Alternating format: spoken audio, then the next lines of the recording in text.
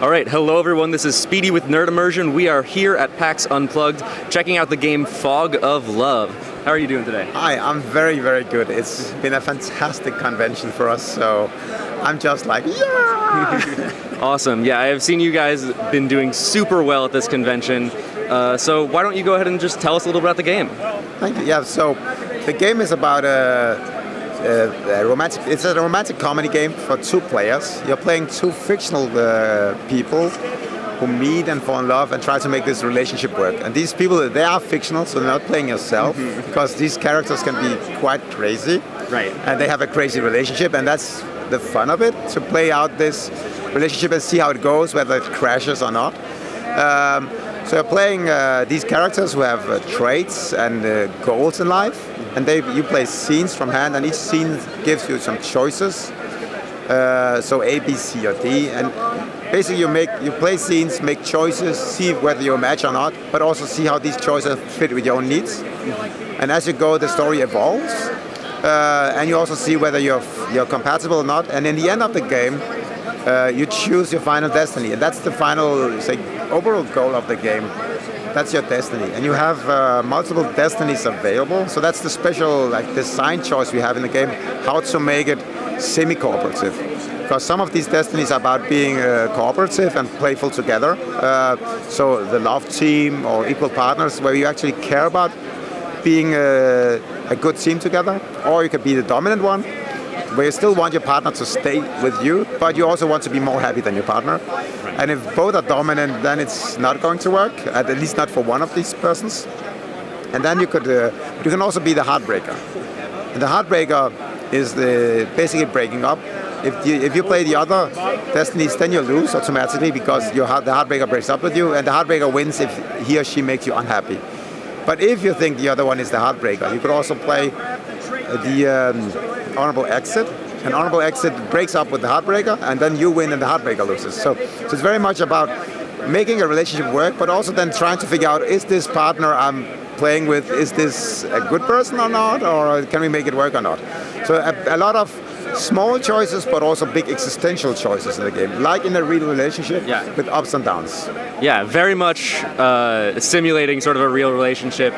I really like the aspect of it. I got the chance to try it out. I like the aspect that each person has their sort of own traits and goals and emotions towards things, and has their own shared goals with their partner as well. Yes. So that sort of duality of it is really interesting, and I really appreciate that part of it.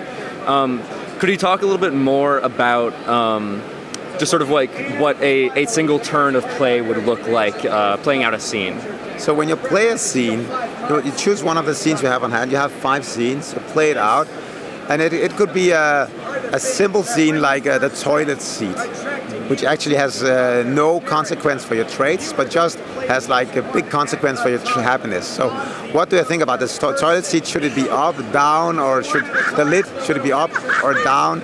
Or do I don't care, or do you just leave it like it was last time? Right, the kind of thing that shouldn't matter but definitely does in a relationship. Yeah, it definitely does, at least for some. Or this is also like one of the tropes about fun tropes about relationships, that we then just put an extra twist on, because this is then really it gives you a lot of negative or positive happiness, whether your good goes well or not. So this is you play this, and then you choose, and then basically you then redraw up, and what the cards that you are allowed to draw up on your hand depends on which chapter you're playing. So if you're playing the first chapter, you can only get sweet cards. So mostly you will only have sweet cards on hand. Later on, the later chapters tells you that you only can draw like drama cards, for example. Then the game slowly changes into being more dramatic. So in this way, we can steer the flow of the game and the feel of the game through these chapters about what kind of cards do you have available on hand, and what options are then available. Right, that makes a lot of sense. You know, starting with the honeymoon phase of everyone is super happy, and like things start to get serious. Yes, exactly. Yeah. That's fantastic, and really interesting mechanics to add into a game. About how long would you say that an average game lasts? So the average game takes 1.5 hours. So we say between 1 to 2 hours.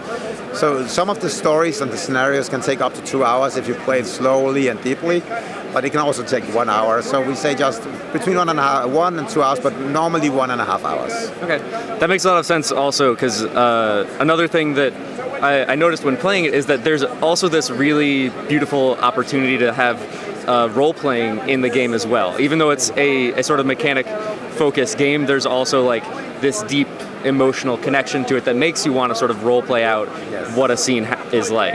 Yes, so that's important. So I think this 1.5 hours is the length of the movie, and that was actually a goal for us to make it the length of the movie, because instead of watching a movie on the couch, you can play this.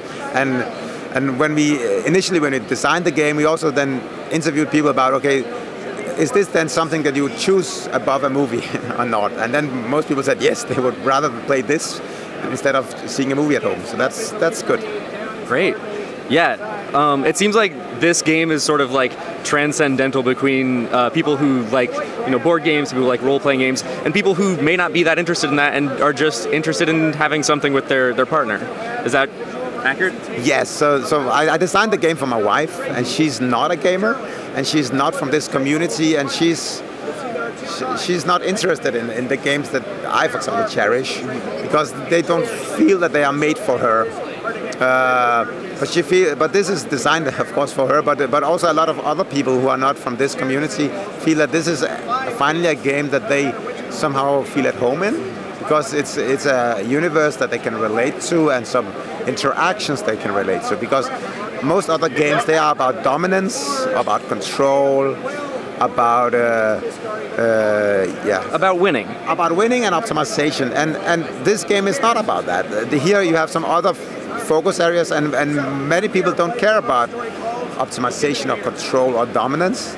And if you look into stories, for example, what kind of stories there are, like both in movies but also in fiction, in literature, 42% of all books sold are about romance, and only 3 or 5% are about science fiction. Right. But in our world, it's the other way around, or even there's almost nothing about relationships in our game world. So by introducing this game, we can see that a lot of people who have not been interested in games, they are becoming interested. And we are reaching a huge audience now. For example, in Australia, that's quite interesting, because Australia is a quite new novel market for games. They hadn't developed gaming for many years, so they don't have the Catans and the Ticket to Rides that are popular among the population there. So, for example, our distributor has struggled with, okay, what can they get out into the population and the mainstream channels. But then they have our game now, and this is the first game they are successful with in order to get into a hobby store. Not a hobby store, but just mainstream stores. Wow, that's really impressive. So speaking of that, where can people find this game then? So in the US, it's only available through Walmart. So again, mainstream channel. And they wanted to have a game that, of course, they are very interested in competing with Target, because Target has been very successful at introducing games. So Walmart wanted to do the same, and they wanted to have something special. And we partner up with them. And this has been a huge success both for them and for us. So this has been the best-selling game online at Walmart ever. Wow. So that's huge. And we are obviously happy with this, but they are also happy with this, because then they can expand to new audiences and also reach new people with this. Mm-hmm. Yeah, and I mean, it makes a lot of sense too, given that this is a game that sort of goes across different audiences. It's not just your average gaming store game. It's the kind of thing that a husband and wife who may not be into gaming would play. So that's awesome for you that you were able to get into Walmart. So congratulations. Yeah, thank you so much. Yeah, and that's also, so it's of course extremely fun to play for regular gamers, but it's also easy to play for non-gamers. That's also why we made this tutorial, for example. You just can open it up, then just start playing right away without reading any rules. So that has been a design choice for us, to really make it extremely easy, decrease the barriers of entry. Also because we know that a lot of people then who are gamers play this, but then they want to gift this. Mm-hmm. We have heard that a lot. and they are comfortable about gifting this to others because it's easy to play. Right. And you don't need to explain the rules. It's not a game that just will be put on the shelf and then die there because nobody knows how to read the rules. One other thing I want to talk about, I see that you have like lovely signs here saying that you celebrate LGBTQ inclusion, which is awesome. Could you talk a little bit more about that? Yes, so this has been very important for us. So I come from Denmark, where we are like extremely focused on equality and on inclusion, and so it's a strong part of our culture. But of course, it's not that like that everywhere. So initially, when I made the game, it was already then important that we wanted to make it easy to play same-sex couples and other types of queer couples. So I designed that already initially in the game. However, I'm heterosexual, so there are some things I missed, and I tried. But I could then see afterwards that on Reddit and on Board Game Geek there were some comments about and some threads about that I missed some things. That it was visible for them that they could see that I just misunderstood a few things. And I was reading that and I could see, they were right.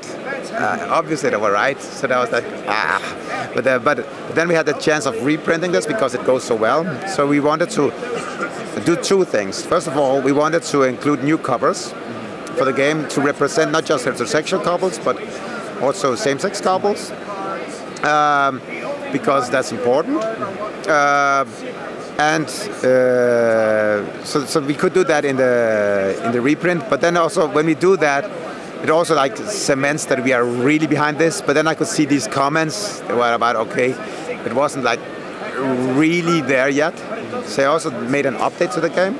So and here we hired Nikki Valens, who's a fantastic designer behind the Eldritch Horror, Mansions of Madness. Oh, excellent. So she's really good and clever, and she's from this community. So she helped us in the update of the base game, checked everything through, and then brutally, honestly checked every card and helped us update every card there, and it was good. It was really good. So now I feel that this is there now, the base game, and then we are also doing a new expansion with her about LGBTQ couples. Wow. It will be about transitioning. She's trans herself, so it's about transitioning and also about identifying your own sexual and romantic identity. That's so great to have that sort of inclusion and to get that extra voice in there and have that input directly in the game, because it's really hard to just try and be inclusive when you're not necessarily a part of the community, and getting that external voice is really important. So that's really good. And also I also feel that so for example from her expansion we have of course play tested this a lot already, and even though I have a lot of friends who are from this community, and I have a few ones who are also trans, and I read a lot about all this, I don't have this lived experience. Mm-hmm. So, but when I played this expansion, of course, we then played through these dilemmas, and they became much more tangible for me because I suddenly had the cards on hand about what am I attracted to sexually or romantically. And then I discarded some of these cards, but meant, I'm actually not interested in this, but then I might be interested in that. And what does this mean for our relationship? And suddenly I began to understand some of the dilemmas some of my friends have when they talk about their relationships. I could much better relate to, what are they actually feeling? What are they going through? So now when my friends are, for example, posting stuff on Facebook, there are a lot of discussions among my peer group about, for example, sexuality and about equality, about queerness, and now I much better understand what they actually are talking about because I've played this new expansion. So I'm also very grateful for that. Wow. So yeah, it's almost an educational experience in that way that gives you a little bit more of that perspective of the kind of things that trans or queer people might go through in a daily basis. Yes, exactly. So it's both. Of course, it's fun. We always want to have stuff that is fun and engaging to play, but this is not like haha fun, but engaging and interesting, like a good deep story, like a good piece of fiction, and it's also like a good piece of fiction is also something that you grow from, and that's I'm very proud of it. are able to launch such a thing. That's incredible. I'm really happy to hear that you're doing that. So why don't you tell us a little bit about that expansion and the other expansions that you have coming out here too? Yeah, so we already now launched 3 other expansions. I can show you them. So we have the first one you have is It Will Never Last. So that's it's a very difficult one. So the reason for us to make this is we made them already during our Kickstarter we had 2 years ago. So we had some people who play-tested the game, and also some of our reviewers. We had Rado, and he's so much in sync with his wife. So when he played the base game, he said it is too easy. And it's not easy, but he thought it was too easy because he was just so much in sync. So he said that. That's great. So good for him. So he said that in his comments. And then a lot of our backers said, oh no, that's not good. We want a difficult game.